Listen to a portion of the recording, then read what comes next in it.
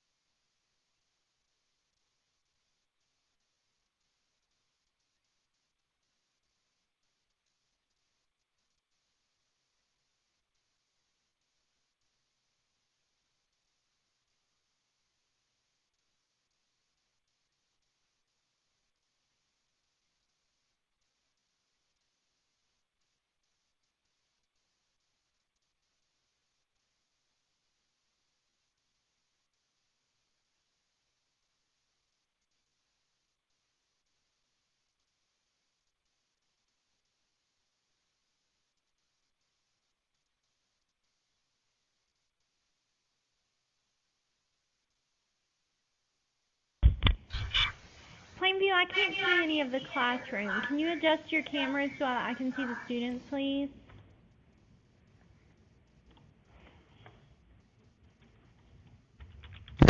What campus are you talking about? Plainview. Plainview. Okay.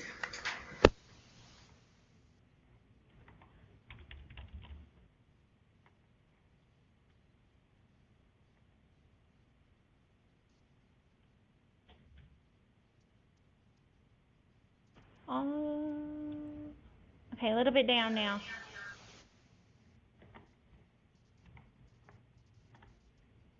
Much better. Thank you so much. All right, we have Plainview there. And again, Ms. Hall, if you could just email me when there's a tardy or there's an absence like you have been, that would be great. Who else do we have? Post. Are you guys here?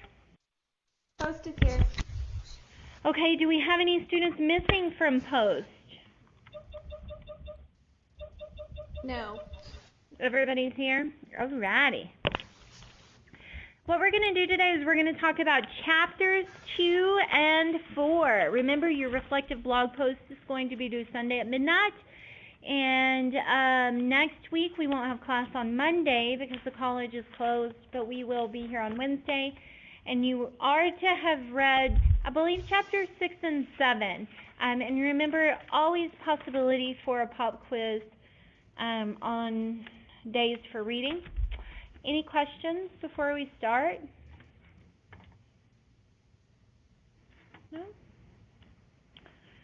Alrighty, we're going to go ahead and get started then. Be sure to take really good notes. The first thing we're going to talk about today is reading and writing about literature, because that's, of course, the big focus of our course.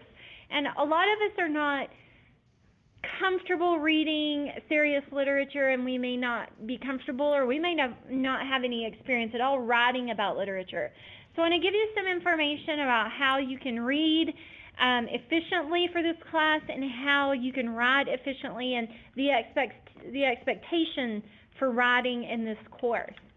Now, like I said, literature is often uncomfortable, especially serious literature, and some of the literature we're reading for this semester, which dates back to the 1800s, it's uncomfortable. Well, and the Shakespeare is into the 1500s. So it's uncomfortable and it's unfamiliar, and it's important that because it's so uncomfortable and unfamiliar, we avoid reading passively, which means not taking an active part in the reading process. We want to read actively, which is a conversation between the reader and the literature, and it's a participatory process. You're actually doing something while you're reading, like thinking about what you've read, asking questions, challenging ideas, and forming judgments, okay? When you read actively, you'll get much more out of the material than you would if you sat down with whatever it is you're reading and started at the beginning and stopped at the end and didn't take notes and didn't ask questions and just kind of, looked at the words on the page but didn't really read the words on the page. So we want to be active readers for this course, because not only are you going to be tested over the information, you're going to have to write so much about the information that we read, okay? And we can't write about it if we haven't read it actively. Now, the first part of active reading involves previewing, and previewing is when we take a initial, quick, cursory look at what we're about to read in order to get a general idea of what to look for when we sit down to read it carefully or to give it a closer reading. When we preview what we've read, we build up background information on the topic, and the more you know about it before you start, the better you'll understand it. And again, some of this material isn't easy to understand, so the more you know about it to begin with, the better off you'll be. Previewing what you're about to read causes you to see unfamiliar vocabulary words that can be looked up before you start your close reading. There's nothing worse than, trying to closely read something and not having seen some of the words before and having to, number one, stop and look up the words, or number two, just skip over them and not worry about what they mean. And so if you preview it, if you give it a quick look beforehand, you'll see those words you might not know and might need to look up ahead of time.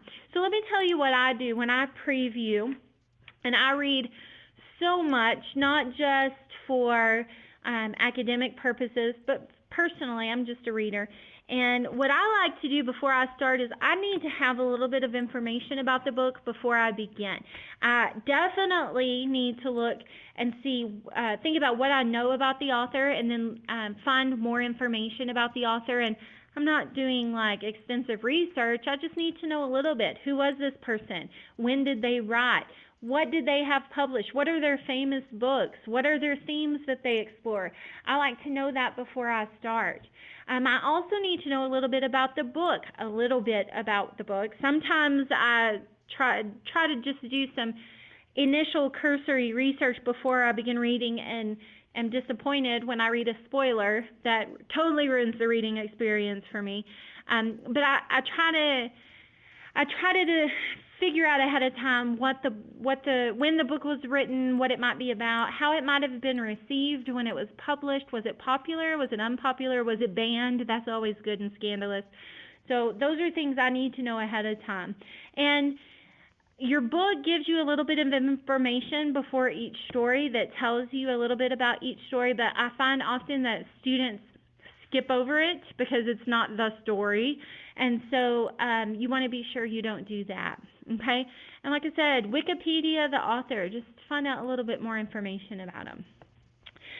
Last night, I started reading Le Mort d'Arthur, which is a book that was written in, I think it was written in the 1500s by a person named Sir Thomas Malory, and it's about the Arthurian legend, the legend of the Knights of the Round Table, and Arthur and Lancelot and Guinevere, and the sword and the stone and things like that. And I'm not 100% familiar with it. In fact, the only things that when I was preparing to start this book last night, the only thing that I could remember about this was, number one, the Disney cartoon.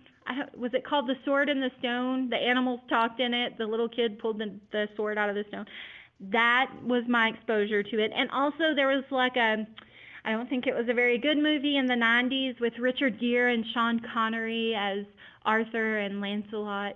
And so I'd seen that. That's about all that I knew, other than just very general things. So before I sat down last night to read, I needed a little bit more background information, especially because the reading is unfamiliar to me and the language is weird, and I'm just going to have an easier time reading this 900-page book if I know a little bit more about it before I start.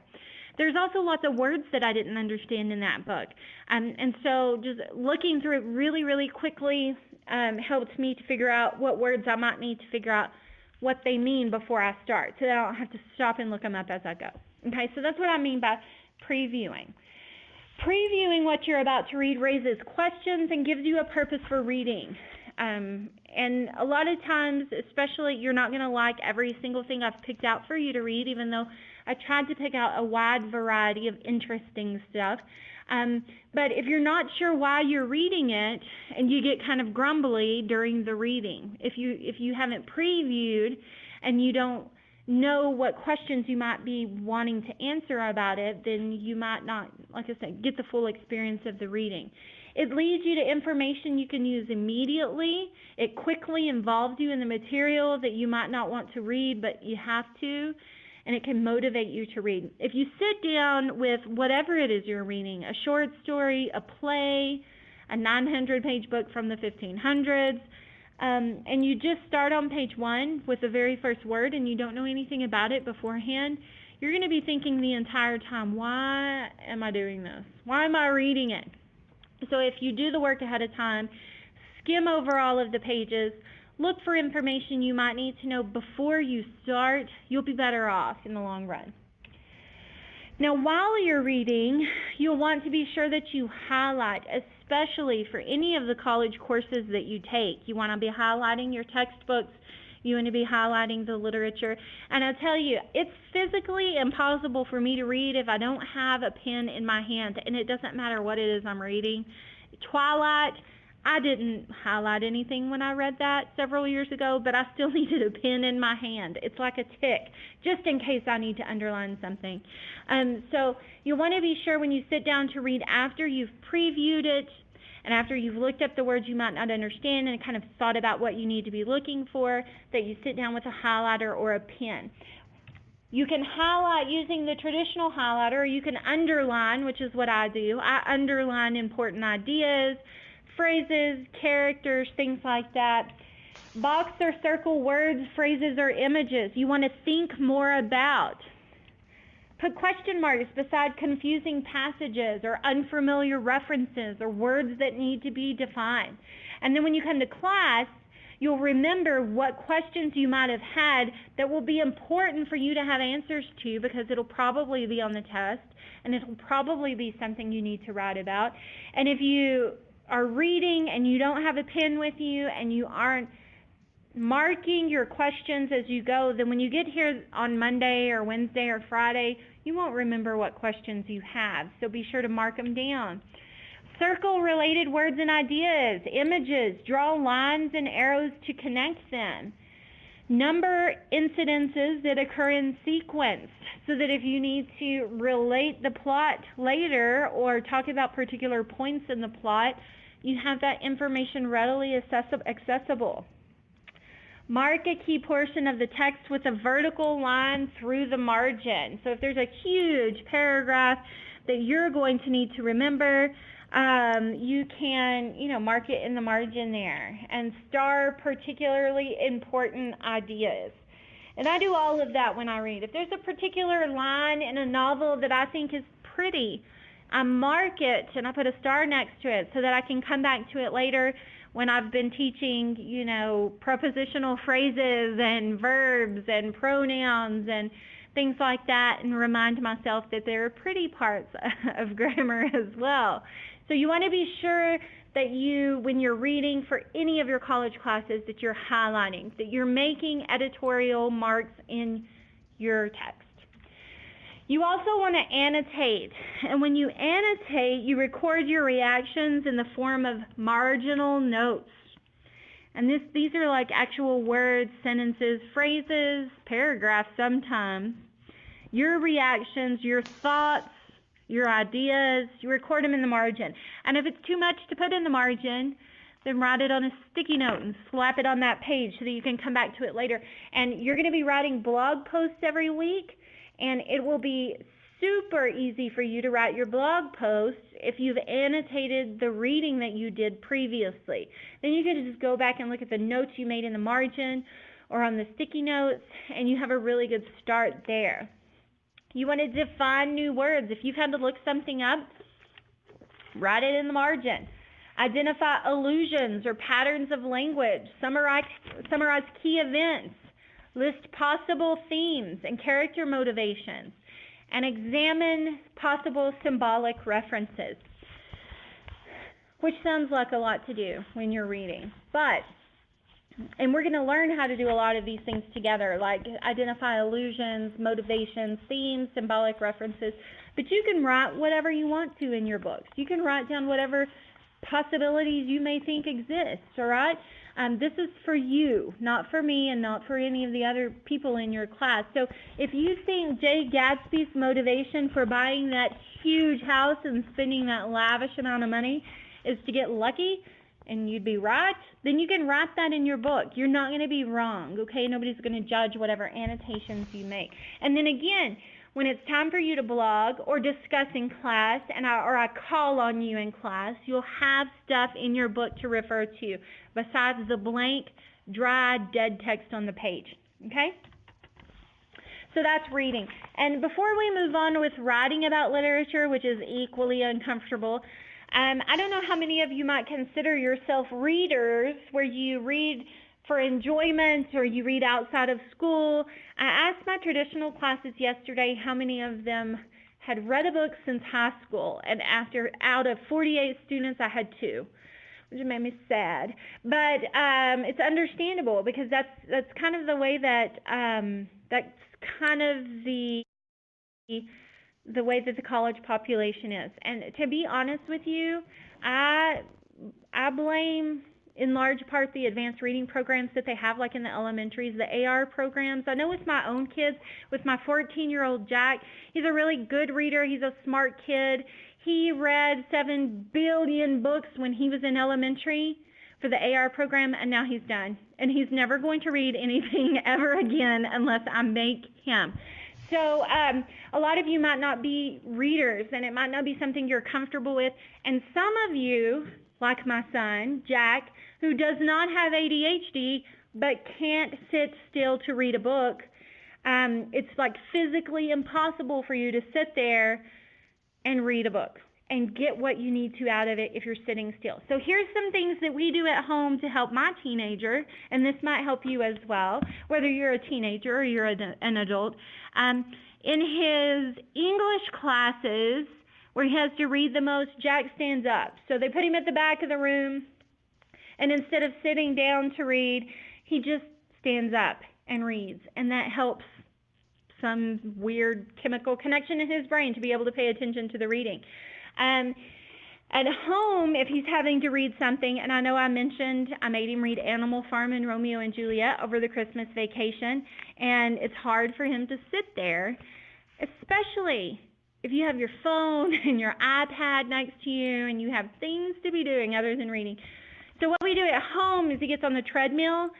He's not going very fast. I'm not making him run and read. He's just walking very, very slowly, like 0.5 miles an hour with the book in front of him. And again, for whatever physical reason, moving helps him to read better and helps him to be able to pay attention and really absorb what the text is about. Some of you, and that's called kinesthetic learning, some of you are auditory learners where you need to hear somebody say it in order for you to learn it and to understand it better. And reading, is not like that.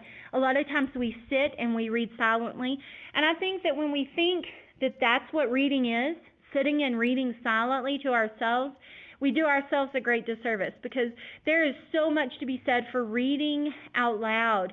And we do it in, kindergarten and first and second grade. But by the time we get to high school and we get to college and we get to adulthood, we're not reading out loud anymore. And that's not good for a lot of people. So if you feel like you need to hear it, sit down and read to yourself out loud. And you might get some weird looks from your family, but that's okay. I had a graduate class a couple of years ago with a wonderful graduate professor named Dr. Dagestani at Tech, and we had to read out loud all the time. And at first I thought, well, this is weird. We're graduate students. Why are we taking turns reading the textbook out loud? But I tell you, I got more out of that than I had gotten from any other graduate class. So move if you need to, read out loud if you need to. Okay? Just some tips to help you understand the text better, because it's so important you do in this course. All right, let's talk about writing. Writing about literature is different in a lot of ways than writing about, cell mitosis or a history lesson or whatever, because we're writing about literature. So here's some things you need to think about. The first is you need to consider your audience. And your audience is who you're writing for. And in this class, you're writing for me. Your audience is me. And I'm the only person that you need to impress, okay? As your audience and as your professor, I have very specific expectations of you. Now, for the rest of this particular part of the lecture, we're going to talk about very specific things that your papers need to have. So you'll want to write them all down and, again, ask questions if you need to. As your audience, I expect your paper to be accurately and logically presented. I expect strong, supported thesis statements. And I had so many of you last semester. I had all of the post students last semester, so I know that this is probably familiar to some of you. And all of you have been through English 1301, so you've probably heard these things before, but there's no harm in going over them again. Strong, supported thesis statements. You have to write in standard written English with correct grammar, mechanics, and spelling. And standard written English is way different than the English that we speak to each other in conversation, especially in West Texas. You want your tone to be academic and educated and elegant and elevated. Okay? You want to use precise language. You want to be clear and unambiguous when you express your ideas. You need to document all outside sources and correctly format your documents. And at the end of last semester, not just my distance students, but all of the students that I had, we were still struggling with correctly formatted documents. And there's a couple of different things that I think about that. A lot of times students don't bother to format their documents correctly because it's really not that important to the assignment, right? Like it doesn't have anything to do with your ideas or how well you write or the research that you've done. So a lot of times they just think, well, that's not such a big deal. On the other hand, it's the easiest part of the assignment. It's clicking buttons on your computer and setting up your document to look like everybody else's document. So when I open a paper and it hasn't been formatted correctly, even though it may not make any difference to what it is you've written, I automatically think, without having read one word, that you are not interested enough in this assignment to follow the instructions. And I'm already irritated before I start to read what you've written. So you need to be sure that you clearly, specifically, and correctly format your documents. And I'm going to tell you those specific guidelines in just a minute, okay? All right. Yes, is there a question? Okay, I thought I heard a microphone. You also want to consider the purpose. Why are you writing?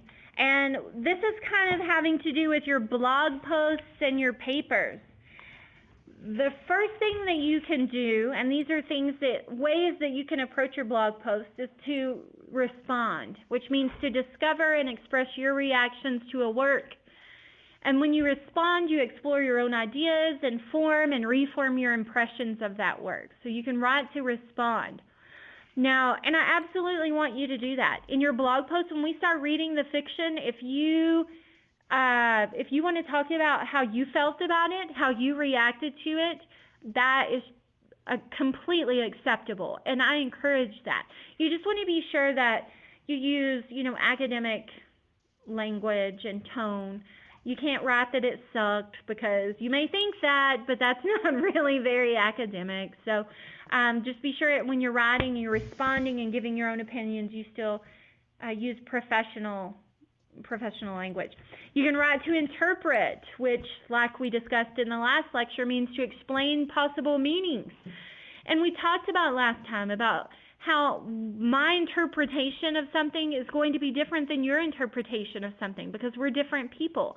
And you can explain in these blog posts and in the papers that you write how you interpreted a particular thing that you read. And it doesn't have to be the same way that I interpreted it, and I don't expect it to be. So that's one thing that you can do. And you can also write to evaluate. And when we evaluate, we assess a work's literary merits, which is different than responding, really. Evaluating is saying whether or not it was valuable as fiction or as imaginative literature, or whether it's not valuable as literature.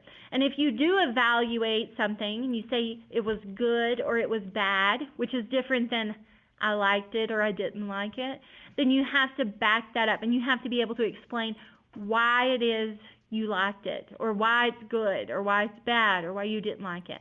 And we'll talk about that so much over the course of the semester, backing up whatever opinion you have with the cold hard facts. Whatever you write, you want to avoid plot summaries. That's not what we're doing. We're not reading stories and in our blog post retelling the stories, summarizing. Those posts won't get graded, okay? Because that's not what we're doing. You want to pick one of these other things, one of these other purposes: responding, interpreting, evaluating, analyzing, but not summarizing plots, okay? Now, when you choose the topic to write about, in some classes, you're going to be able to freely choose and pick what you want to write about. And this is not one of those classes. I pretty much tell you what you have to write about with a little bit of wiggle room, okay? The first assignment that we're going to do this week, of course, do Sunday at midnight, that blog post, is you're going to synthesize what we've discussed and read each week. And again, you can evaluate. Once we start reading the literature, you can evaluate, you can interpret, you can analyze.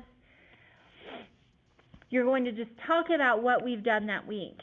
One of your short papers will be a comparison and contrast, and again, you don't get to choose what it is you write about as far as the material goes. We're going to read Faulkner's A Rose for Emily, and then we're going to watch the corresponding film, and we're going to pick out one element of the story and compare and contrast how it was presented in the film and whether or not it was done effectively. So we're not summarizing again, we're comparing and contrasting specific elements. The other short paper will be an analysis, and you'll have very specific things you have to do, but you will get to pick which story you read, so there's a little bit of wiggle room there. Now, your research paper will be about the life of a specific author, and I hope you've all logged into Blackboard and selected your authors. If you haven't, you need to do so immediately. There are very few left. There's really very little room for interpretation there. You're just going to give a biography, although as we get closer, we can talk about different ways you might present the information in your research paper. Like you might just want to talk about the general life of an author, or you may want to talk about the circumstances surrounding one of the author's famous books or something like that. We'll talk about that more later. The extra credit assignment is not anything we need to worry about right now, but you will develop one of the topics that's listed on page 23 if you elect to do the extra credit assignment. That's a long time away. Now, we're not going to talk very long about the writing process because you've all had 1301. I wanted to let you know way ahead of time that we won't formally peer review our papers for this class. Last semester, we all traded with 3 people, and we had people read them, and I looked over them, and then after a long peer review process, we made changes and submitted them. And we're not formally going to do that in class, but I still strongly recommend you make a friend and you undertake this informally, which means you do it on your own time. The steps in the writing process, we're just going to talk about for 0.5 seconds. Pre-writing, in which we generate ideas, outlining, drafting, and then revision, okay? And we talked about that so much last semester, I don't even think it bears discussion. Even though we might not be doing these things formally in class, you want to be sure that you're doing them on your own. You're doing them informally by yourself, okay? Any questions so far? Anytime you have a question, you can chime in, okay? Now let's talk about conventions. We're still talking about my expectations of you. The structure of the paper, you've all had 1301. Even if you didn't have it with me, you had it with someone. So you should know that there should always be a clear thesis statement that's supported by the content of your paper. You need to have a compelling and interesting introduction and concluding paragraph.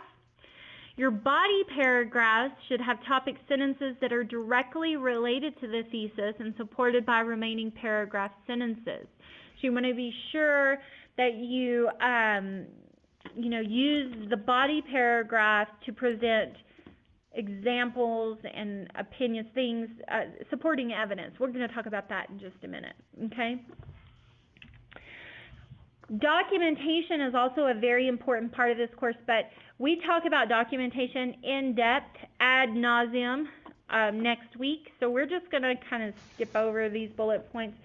For this weekend, for the blog post, you just need to remember that paraphrasing, summarizing, and quotation are all important parts of supporting your writing with evidence from the text, okay? And we'll talk, like I said, in depth next week. All right, some more specific expectations. And when you're writing, I expect to see these in your paper. When you're writing about literature, when you're discussing literature, when you're talking about things that happen in a story, you use present tense verbs, always. So even though A Rose for Emily was written in the 1800s, when we're discussing something that happened in the story, like Emily bought him a hairbrush, which happens, okay? So when we're writing about that, we do say Emily buys him a hairbrush, okay? Emily buys him a hairbrush to whatever. We don't say Emily bought him a hairbrush. We don't use past tense when we're discussing things happening in literature, in the story. When we're discussing historical events, like the author writing the story that happened in real life, we use past tense verbs. So when we're talking about real life things that happened outside of the story, we use past tense verbs if they happened in the past, and we use present tense verbs when discussing the literature. And that's a little bit weird, and it may be uncomfortable, but you just need to be very careful in your proofreading that you catch those. Okay? And if you're not sure, I won't proofread your entire paper, but if you have a sentence that's a little bit iffy and you're not sure if what verb tense you need to be using, you can absolutely email it to me and I'll take a look. You want to avoid unnecessary plot summary. Again, anytime there's just lengthy plot summary that has nothing to do really with your thesis statement, then that just gets marked out and it's not graded or counted towards your word count. Sometimes you're going to have to talk about things that happened in the plot that have to do with your thesis statement, and that's okay. It's just not okay to start at the beginning. You know, this happened, then this happened, then this other thing happened, and that's all your paper is about. And I've had lots of papers in the past for this class that start out with a thesis statement and talking about specific points in the plot that have to do with their thesis, and then it just kind of devolves into plot summary. So you want to be really careful of that.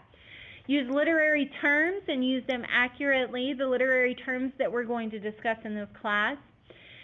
A technical point there, anytime you mention a novel, the title of a novel or a play, it should be italicized in your paper.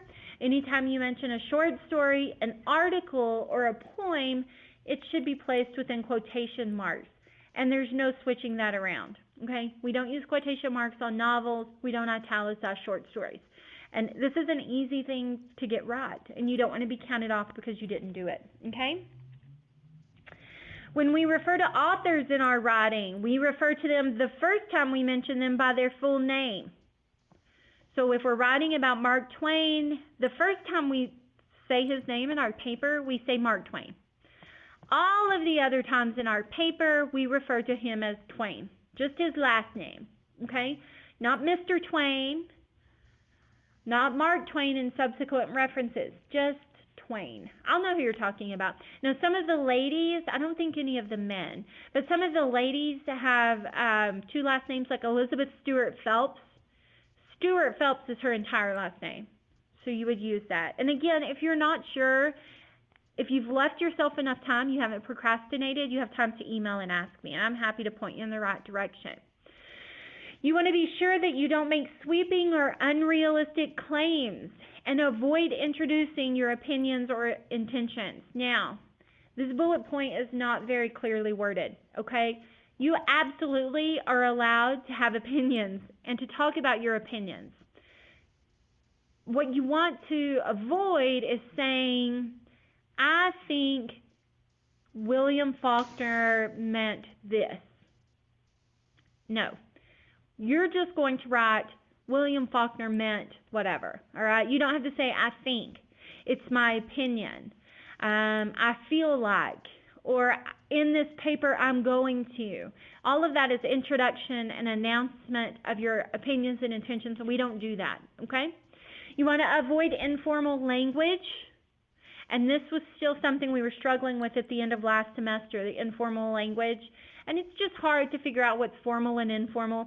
If we're talking about the character Emily in A Rose for Emily and we call her psycho, it's totally true, but that's a little too informal. We might refer to her as psychotic or mentally unstable or something like that. She's not nuts, all right? She is, but that's not how we refer to her in our formal papers. The formatting, again, is something that we were struggling with still a little bit at the end of last semester, and I've told you the reasons why I can think of why people wouldn't do the formatting appropriately, but I do take a careful look at it. It's the first impression I have of your paper, and if it's not correct, then like I said, I just have to assume that you didn't care enough to follow directions. You want to be sure you use MLA standard formatting. But before we go through the list, just let me specify. Your blog posts do not have to be formatted formally like this, okay? You're going to type them into Blackboard and use those formatting tools, and you don't have to worry about this when you type in your blog post to Blackboard. And they should be typed into Blackboard, not typed in Word and attached to your post, okay? This is really referencing your formal papers and your research paper. So, MLA standard formatting, you can only use Microsoft Word. That's it, that's all. That's the only program that Blackboard will open for me. You should have 1-inch margins on all sides of the page. And your font, every single character on the page, on all of the pages, should be Times New Roman 12 points. Your entire paper should be double spaced with 0 points before and after paragraph spacing. And we still had major problems at the end of the semester with the header. So the header is in the top margin of every printed page. So we have that 1-inch margin at the top. The header is in that margin, and it's a 1/2 inch from the top of the page.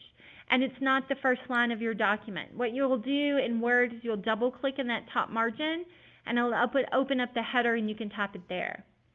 The header is going to be aligned along the right margin and it will contain your last name, space, the page number. Alright? If you're not sure how to do that, there are many YouTube videos out there that'll show you how. Alright? The heading, and just going back to the header very briefly, it should be formatted Times New Roman 12-point font. It's not by default it's not by default formatted in that font. So you're going to have to manually change it. Okay, the heading goes on the first 4 lines of the first page of your paper. First page only, not on all the subsequent pages.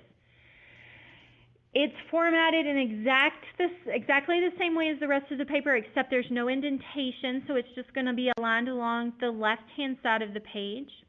The first line will be your name. The second line will be the course name. The third line will be my name, the professor name, which is Mackenzie Escamilla. My names are just hard to spell, and I'm not going to freak out if you don't spell them correctly on your papers, because they're hard, but it was kind of funny to me to see how people thought my names might be spelled when they turn in their papers. And the fourth line will be the date. Okay, that's the heading. Just goes on page 1. All papers should have titles, and that'll be on the 5th line. And it'll be centered, and it will not be final draft. That will irritate me, and points will be taken off for style. You want your titles to be original and interesting and compelling, okay? Now, the first line of each body paragraph should be indented 1/2 inch from the left margin. And we're not going to look at specific examples of papers that are formatted this way, but we will on Wednesday look at some of my papers from graduate school, and you'll just be able to see how they're formatted. I'm not going to talk about how they're formatted, but you'll see examples. Any questions about that, about the formatting? All right. We have 10 minutes left. We're going to do Chapter 4 in those 10 minutes because it's not very long and we want to be all caught up. Chapter 4 talks about evaluating supporting evidence because, like I said before, everything that you write needs to be backed up with supporting evidence. You can't say Faulkner did a bad job without telling me why you think that, without giving me supporting evidence, okay? You can't tell me about the life of your author without telling me where you found that information and who said it and who wrote it. So that's supporting evidence, okay? The first thing that you'll need to think about when you're thinking about your supporting evidence is distinguishing between fact and opinion. A fact is a verifiable statement that something is true, or something occurred. A fact is just, it's true. An opinion is a personal judgment or belief that can never be substantiated beyond any doubt and is therefore debatable. And for those of you who had me last semester, that word should resonate, debatable, because we did argumentation at the end and we talked about having a debatable thesis. So, your thesis statement can be an opinion. It probably should be an opinion. Okay? The rest of it, all of your supporting evidence, should be facts. Something that's true or something that actually occurred. So your thesis statement will be debatable and it will be your opinion, and everything else in your paper should probably be a fact that supports that opinion. So that at the end of the paper I can say, well, the student started with this opinion, they gave me all of these facts, and I can't help but agree with their opinion because they've given me such good supporting evidence, okay? Reliable supporting evidence means the acceptance of your thesis statement. And again, examples and quotations from the text is good, factual supporting evidence. You want to think about if, as you're collecting evidence to support your thesis statements, is it accurate? Is it sufficient? Have you given me enough? Is it representative? Have you given me a range of sources and viewpoints? And is it relevant? Is it applicable?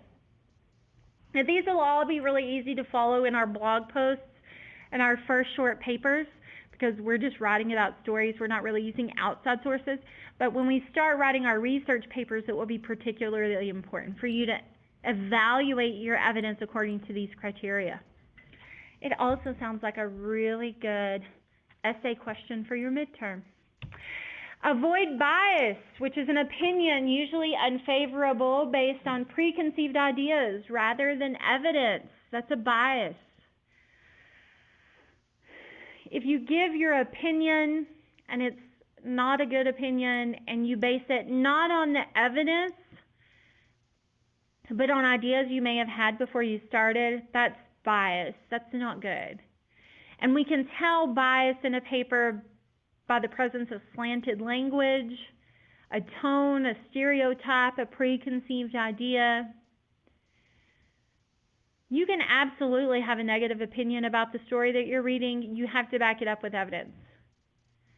We're going to read A Rose for Emily, which is about the antebellum South. And one of the themes in that book is nostalgia for a bygone era.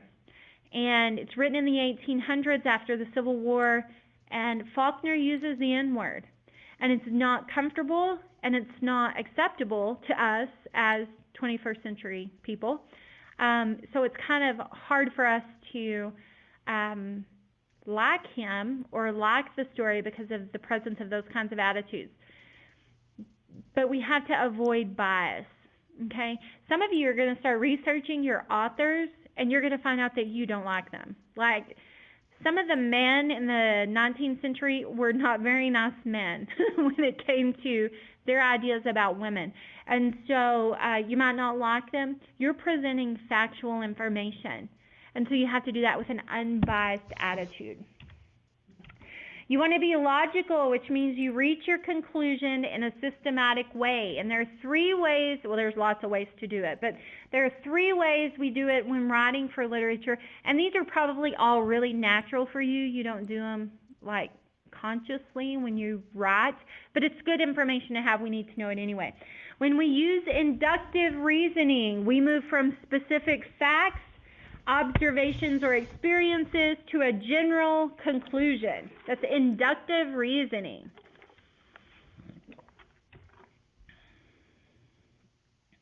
It leads readers from a series of specific observations to a general conclusion. That's kind of repetitive. The conclusion is based on an inference, which is a statement about the unknown based on the known. An inductive leap bridges the gap between your specific observations and your general conclusion. And if you have enough evidence, your readers don't have to make a huge leap, right? If you've given the evidence, they can accept your argument based on the evidence you've given them.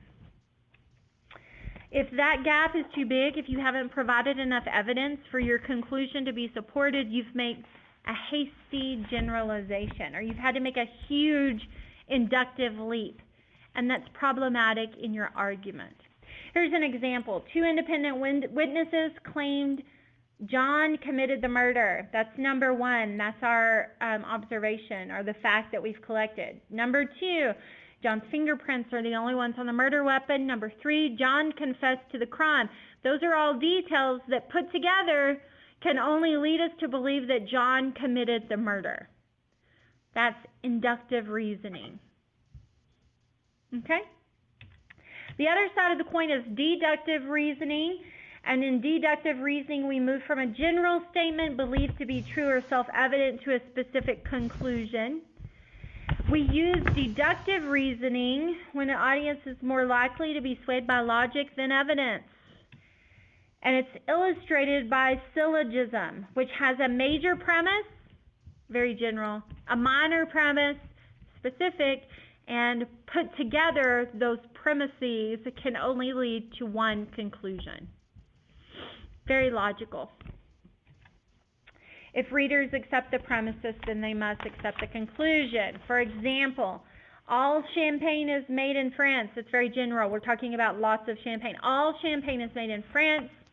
That's the major premise. The minor premise is that Dom Perignon is a champagne. So therefore, we can only conclude that Dom Perignon is made in France. That's our conclusion, and that's deductive reasoning. Now, I have 2 minutes left, so I'm going to fly through the end of this here. Tolman logic, it has more real-world application, and we talked about this last semester and should have discussed it in your 1301 if I didn't have you last semester. It has 3 parts: the claim, which is the thesis, the main point you want to make, the grounds, which are the facts and examples and opinions of experts that support your claim, and the assumption, or the bridge, that underlies both the claim and the grounds. Okay, this is Tolman logic. The grounds of my argument here: the Star-Spangled Banner is playing. That's a fact. The claim I'm making is that you should take off your hat. And the bridge between the two, the warrant, is that Americans generally take off their hats when the national anthem is playing. And now the national anthem is playing, so you should take off your hat. Okay? Now again, a lot of you do this anyway. You don't even realize you're doing it. You don't even realize you're following these patterns. Just important to mention them. Good information to have. Last thing, you want to avoid fallacies, which are errors in logic, like hasty generalizations, sweeping generalizations, ad hominem attacks, which are attacks on the person rather than the facts, non-secators, which means it does not follow, either-or fallacies. It either has to be this or this, and there's no other option. Begging the question, which is kind of like changing the subject or diverting attention. And bandwagon fallacy. If everybody thinks it, it must be true. Right? And these were all covered, hopefully, in your 1301 class. Okay, we're done. We went through 2 entire chapters today, and I appreciate your patience. It won't be long before we're into the literature, and it's a little bit more interactive. If you have any questions in between now and Wednesday, when I see you again, please be sure to let me know. Email, call, or text. Your blog post is due on Sunday. You have reading due when we get to class on Wednesday. Have a great weekend. Post if you're playing basketball tonight. Good luck and be safe. Bye, guys. Thank you. You're welcome.